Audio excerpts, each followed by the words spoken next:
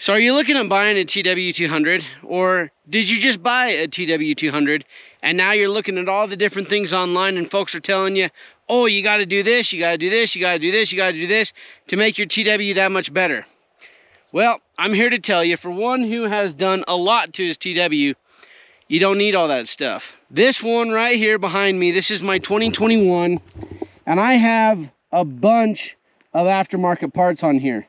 I've got different tires, I've got the skid plate, I've got the foot pegs, I've got the rear disc brake.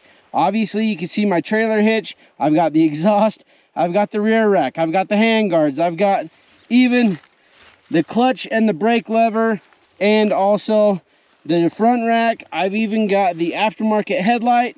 Oh, and back here, I've got an aftermarket tail light. So there's a whole bunch of different things that I have done to this TW200. And I'm here to tell you, you don't need to do all that stuff. And that might be crazy for me to say, because being, you know, an affiliate with Bradley Performance Products and Rocky Mountain ATV, and being able to make more money off of, you know, the parts that I'm showing to you guys, you don't need it all. You really don't. And I don't want you to get stuck in the trap of, okay, now I've got my TW200, and then you see all those folks online that are like, oh, the front tire's crap. It'll take you out if, you know, if you're not changing that out, you need to be doing that right away. That's not true. And for me personally, I put 2,500 miles on the stock tire before I changed it.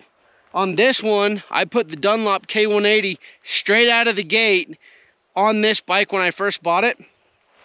And there are a lot of instances that I would actually prefer having that stock front tire over this Dunlop K180 right here. So when people say, hey, you need to swap out that front tire, do a little bit of homework first.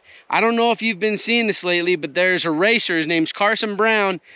He is rallying the crap out of a TW200, and just, I mean, it just goes to show that it's the rider and not the bike. If you just have a TW, or if you're looking at getting a TW and you're seeing all these different things that people are saying that you need to do, you don't need to do them, because straight out of the gate, the TW is actually an excellent machine just right off the showroom floor. Now, the characteristics of the TW are one of its major standouts. Those freaking wide tires on the front and the back with the 130/80/18, the 180/80/14 in the rear. You guys, this is one of the coolest dual sport bikes that you can get. And I know a lot of hardcore folks are gonna be like, screw that, it's not fast enough, it's not big enough, you can't tour on it. You're wrong. You're wrong. You can tour on this. I've got saddlebags and a big old duffel bag for the back rack. You can tour on it. I've done moto camping with it. I've done 10-day hours on the bike with the saddlebags and everything on it. Again, it goes back to, as long as you plan accordingly, the TW is awesome. And I don't care where you are or what you're doing, that will be a conversation piece wherever you stop. Hit like if you agree with me on that, because you've experienced it already. That TW is a talking point. My father-in-law and I went and rode up over Guardsman's Pass over in Wasatch County here in Utah. Over, I think it was 9,700 feet of elevation. We got up there. There's a Moto Guzzi guy, a Yamaha guy, a bigger Honda guy that all pull up on these big touring bikes, these big adventure touring bikes, and they come over to talk about the TW. We were doing the exact same things they were, maybe a little bit slower, but that was only like a 30-mile-an-hour road anyways, so who cares? But we were doing the same things, seeing the same things, going the same places on a bike that cost literally a third of what a lot of those bigger ADV bikes cost. Now, I'm not downplaying those by any means. Those are great bikes, they're fun machines. Obviously, there's just something different about the TW. And if you've watched any of the other videos, you know that I love the TW200. But you guys, I'm telling you right now, straight out of the gate, you don't have to do all this stuff. You don't have to go and get a whole bunch of different things for the bike. You can just get out and enjoy it. And don't take everybody else's opinion on, oh, you need to do this, you need to do this. No, what you need to do, or what, I'm not telling you what you need, but what I recommend doing is get familiar with your bike first. Go out and ride the thing. See how it feels. See what you like, see what you dislike.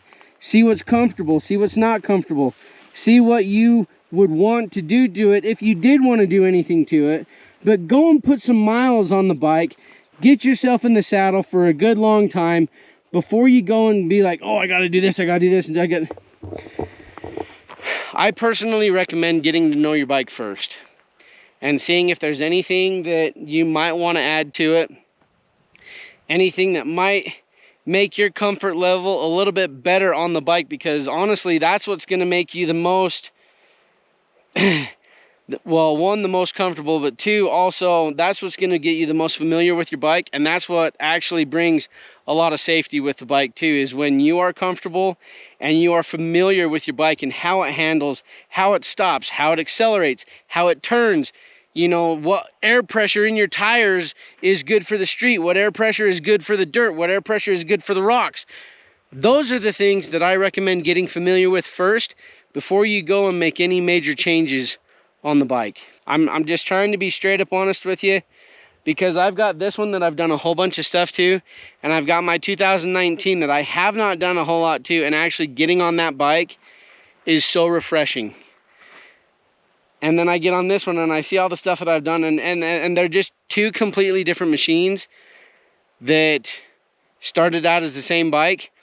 But getting back on that 2019 is just like, you know what? I don't have to go and do all that stuff. Don't get me wrong.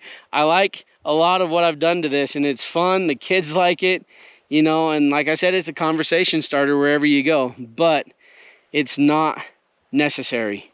If there is something that you want to do, like I said, I am an affiliate with Rocky Mountain and also Bradley Performance. So you guys, I will put the links to those in the description of this video. So if there is something later on that you decide, hey, I want to check that out, or hey, I want to try that, go ahead and click on those links. They don't cost you anything extra, but they do help me make more videos like this. Plus, if there are questions that you have about the bike, please put those in the comments as well. Feel free to ask, and we'll try to get those taken care of for you. With that being said, there is a massive library of TW videos for this. Show you how to change the seat. I got the seat pins in there. Those are really sweet. I actually like those a lot when you're taking off the seat to get to the battery or whatever you got to do. But, I mean, tire choices, seat, the rear rack. I've got the install videos. I've got the review videos on them. You know, all that stuff. So if you're looking for that, there is a massive library of videos that you can go through.